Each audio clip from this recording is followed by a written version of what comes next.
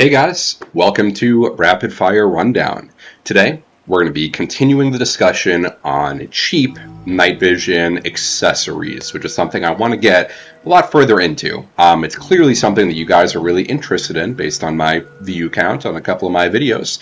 So today's video is actually going to be on the adjustable iris cap for a PVS-14, which if you're in the know, right, if you've been using nods for a long time, you may know this exists. If you're into photography, you'll very likely know this exists.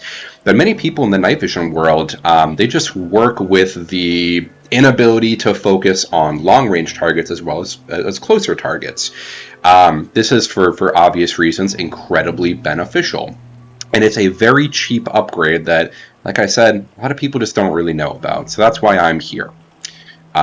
Let's jump straight into the video. So up here, we have my helmet setup. You've all seen this in my just recent video I created. Ballistic, I'm not going to run you through all the specs. Go watch that video. But here is my PVS-14. This is a Omni 7 tube. And there's a couple things that are actually going to play into the review of this cap. So I'm going to remove my bikini cover, which I've gotten into a little shit-throwing fight with someone in my comment section. Wear a bikini cover if you're using your PVS-14 outside, right? You don't want inclement weather or even sunlight to mess it up. So here's my PVS-14. Now, over here, we have a low-light innovation filter. Notice how it's a little bit of a purple color. What this is going to do is it's going to make it so my tube is closer to a white phosphorus tube instead of just being green. And this is, once again, going to be incorporated into this review, but I will have a separate video on this product.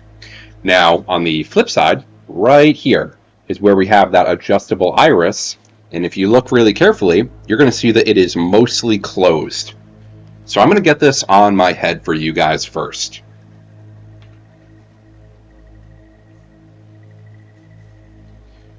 All right, so we flip down our PVS-14, and you guys should see that almost closed iris. I'm going to put some videos on the screen now that are going to show the differences between a fully open iris and a fully or a almost completely closed iris.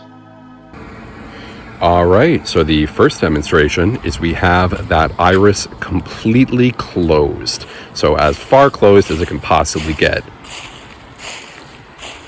This is with the low lights innovation filter. And over here, we have a good amount of moonlight as well as ambient light. That being said, it is still incredibly dark, but over here, it is basically pitch black, okay? So the PVS-14 is definitely struggling to maintain a light image with a lack of ambient light or even IR light. But notice how my hand is completely in focus, all right? When we look down at the ground, we're able to make out little details. It's not just a complete blurry mess. Now, I'm going to open the iris for you guys. This is it completely closed, by the way. As you can see, it's incredibly dark. But now let's open the iris a little bit.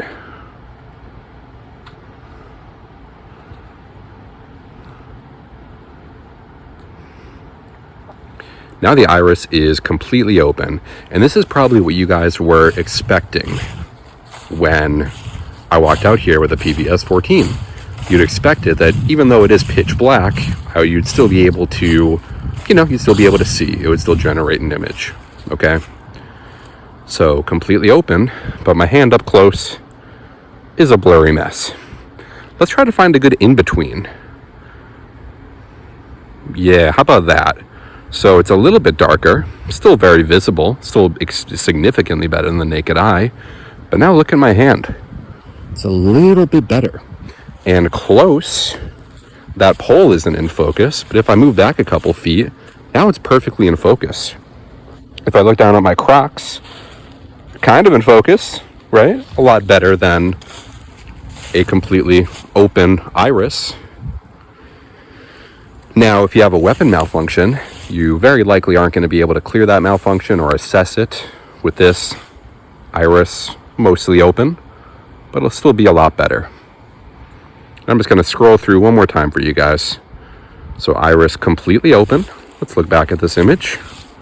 Completely open, and I'm just going to show you the gradient. I'm going to show you it adjusting down.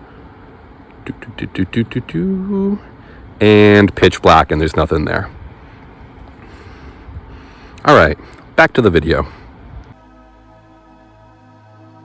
All right, so as you could see from those videos, when the iris is completely closed, the field of view is going to allow me, or the device is going to allow me to see both far targets as well as near targets.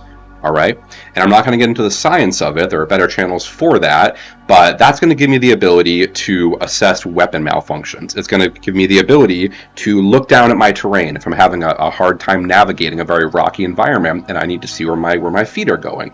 Okay, now when we move this iris completely out, this is going to be your standard PVS-14 view, okay?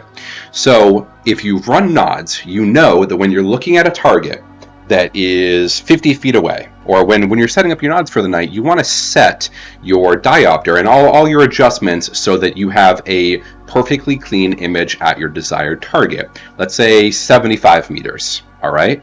But when you're looking down on the ground, you're not going to be able to see the ground very well because it's going to be incredibly blurry, right? Once again, this is just due to how cameras work. I recommend you do the research on your own. I'm not smart enough to understand that. So where this cap comes into play, like you previously saw in the videos I put on the screen, is if I close the cap, let's just say about that far. Now I'm restricting the intake of light by a significant margin, but it gives me the ability to see at a enhanced distance, but also the ability to see relatively close where my feet are going if I'm checking a weapon malfunction, if I just want to talk with my friend and have them perfectly in view so I can see what they're like signaling or reading a piece of paper, right? And that's where the in the know comes from. This is something that a lot of really high-end dudes have been using for years, and people that know about it, they've been utilizing it to great effect. Now, most people, they just use their PVS-14 and they stick with the downsides of the platform. This is supposed to remedy that issue. Now, I want to talk about downsides because obviously this has massive, massive, massive upsides. It allows our PVS-14 to work very similar to our eyes, right? But the largest downside of this is the restriction of light into the device. Now, like I mentioned, and like you can probably imagine, the restriction of light is going to make it so the image is significantly darker. All right. With the addition of this low light innovations filter, which is going to innately dim the image that's being given to my eye by, I'm going to assume, let's say 20-30%, it's going to make it so if we don't have any moonlight, if we don't have any infrared light around us, traversing, let's say, a pitch black woods with no moonlight is going to be nigh impossible. Now, there's a couple remedies to that. In that situation, we can, once again, open up our diopter all the way and reset our actual device aperture and aperture rather, and make it so it's close range. What that's going to do is it's going to allow us to look down and see our environment. However, we're going to be set to that very specific distance, right? Because we're taking this out of the picture. Now, the other option is we can pull off our low light innovations filter, which is incredibly easy to screw off. I'll show you guys right now. And right then and there, the low light innovation filter is off my device. Now, the downside of that is that my eyes need to then collimate to a purely green image. But if you're not running this filter, and you are just running this adjustable iris, that's not really something you need to worry about.